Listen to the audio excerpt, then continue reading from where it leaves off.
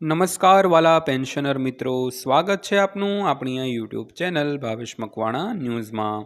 તો મિત્રો, ગુજરાત રાજ્યના પેન્શનરો માટે નવું પેન્શન ટેબલ જાહેર કરવામાં આવ્યું છે। તો જાણો કોને કેટલો ફાયદો થશે। તો મિત્રો, આજની તારીખ 23/8/2025, તો આજે ભાદરવી અમાસ પણ છે।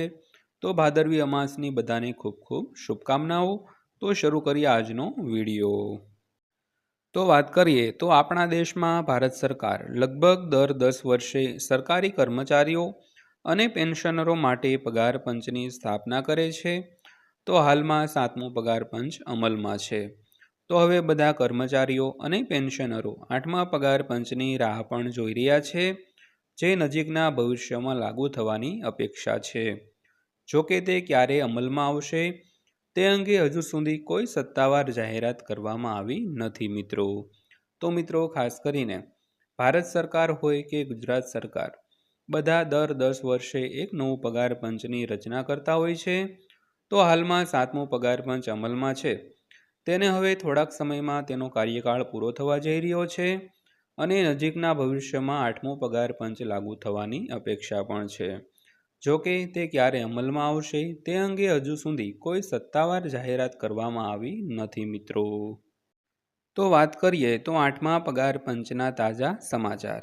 કેન્દ્ર સરકારે જાન્યુઆરી 2025માં 8મા પગાર પંચને મંજૂરી આપી હતી અને એવી અપેક્ષા છે કે આ કમિશનની રચના 1 જાન્યુઆરી 2026ના રોજ આગામી સત્રમાં કરવામાં આવશે।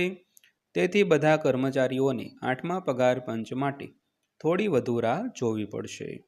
તો 8મું પગાર પંચ કેન્દ્રીય કર્મચારીઓના પગાર માળખા, ભથ્થા અને પેન્શનની સમીક્ષા કરશે।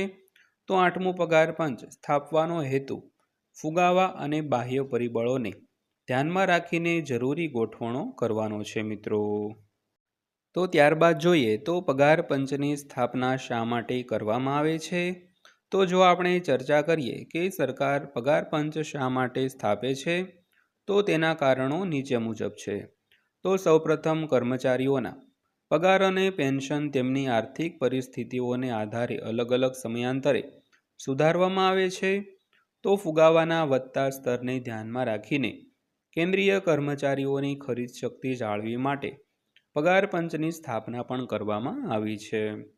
તો વધુમાં, પગાર પંચની રચનાનો મુખ્ય ઉદ્દેશ કર્મચારીઓનો સંતોષ સુધારવા અને તેમની નાણાકીય પરિસ્થિતિને સુધારવાનો છે મિત્રો।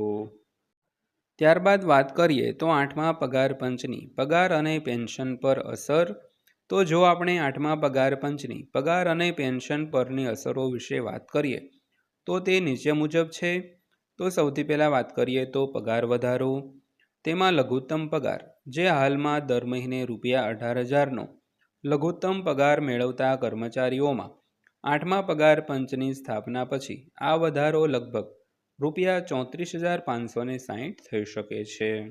તો મહત્તમ પગારની વાત કરીએ તો વધુમાં 8મા પગાર પંચની રચના પછી મહત્તમ પગાર ₹4.8 લાખ સુધી વધી શકે છે।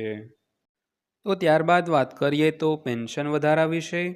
તો ન્યૂનતમ પેન્શન, પેન્શનરો માટે ન્યૂનતમ પેન્શન ₹17,280 સુધી વધી શકે છે।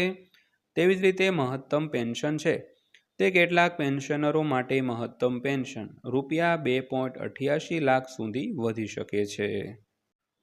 તો ત્યારબાદ ફિટમેન્ટ ફેક્ટરની વાત કરીએ તો તમારી માહિતી માટે ફિટમેન્ટ ફેક્ટર કર્મચારીઓના પગાર અને પેન્શનની રકમ બંને નક્કી કરવામાં મહત્વપૂર્ણ ભૂમિકા ભજવે છે। તો તે કર્મચારીઓના પગાર અને નિવૃત્ત કર્મચારીઓના પેન્શનની ગણતરી કરવા માટે વપરાતા ગુણક તરીકે કાર્ય કરે છે। તો એ નોંધવું યોગ્ય છે કે 7મા પગાર પંચની સ્થાપના દરમિયાન ફિટમેન્ટ ફેક્ટર 2.57 પર સેટ કરવામાં આવ્યો હતો। જો કે આગામી 8મા પગાર પંચ માટે ફિટમેન્ટ ફેક્ટર 1.92 પર સમાયોજિત કરવામાં આવે તેવી એક અપેક્ષા છે મિત્રો। ત્યારબાદ વાત કરીએ તો 8મા પગાર પંચ પાસેથી અપેક્ષાઓ શું છે તેના વિશે। તો નજીકના ભવિષ્યમાં નવા પગાર પંચની રચના અંગે તમામ સરકારી કર્મચારીઓ અને પેન્શનરોને ઘણી આશાઓ છે। તો તેઓ અપેક્ષા રાખે છે કે પગાર પંચની સ્થાપના પછી ફુગાવાને ધ્યાનમાં રાખીને તેમના પગારમાં વધારો થશે. તો કર્મચારીઓ આશાવાદી છે કે પગાર પંચની રચના એવી રીતે કરવામાં આવશે જે વધતા ખર્ચને અસરોને વધુ સારી રીતે સંબોધિત કરે મિત્રો. તો ત્યારબાદ જોઈએ તો પગાર પંચના લાભો. તો અહીં આપણે નવા પગાર પંચના સંભવિત ફાયદાઓની ચર્ચા નીચે મુજબ કરીશું. તો સૌપ્રથમ પગાર પંચ વધતા ફુગાવાના દબાણને ઘટાડવામાં મદદ કરશે. ત્યારબાદ વધુમાં નવા પગાર પંચ પેન્શનરો અને કર્મચારીઓના પરિવારો માટે વધુ સારી નાણાકીય સુરક્ષા પૂરી પાડશે. ત્યારબાદ જોઈએ તો નવા પગાર પંચની સ્થાપના પછી કર્મચારીઓને વધુ સારું નાણાકીય ભવિષ્ય મળશે અને અસરકારક ભવિષ્યના આયોજન માટે વધુ તકો પણ મળશે મિત્રો.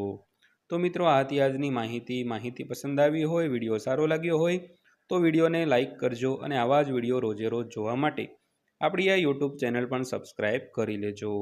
તો ફરીવાર પાછા મળીશું એક નવા વિડીયો સાથે, નવી માહિતી સાથે. ત્યાં સુધી સૌને જય હિન્દ, વંદે માતરમ.